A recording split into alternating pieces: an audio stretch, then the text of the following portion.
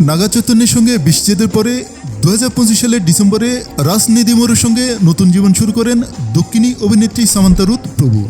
একটা সময়ে বিয়ে বা প্রেম থেকে শতস্ত দূরে থাকলেও রাজের সঙ্গে ঘর বেঁধেছিলেন এই অভিনেত্রী। তবে এত অল্প দিনেই সামান্থাকে নিয়ে রাজের মন্তব্য উঠে এসেছে চর্চায়। স্ত্রীকে নাকি এখন শুধুমাত্র একজন অভিনেত্রী হিসেবেই দেখছেন।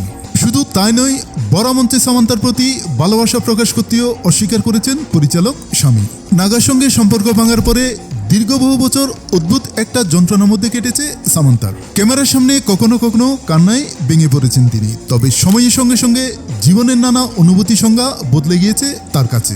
এখন আর বেশি বেশি কাজ করতে চান না সামান্থা। শুধু তাই নয়, জনপ্রিয়তার পেছনে দৌড়কে একেবারে ভ্রান্ত ধারণা বলে মনে করেন তিনি।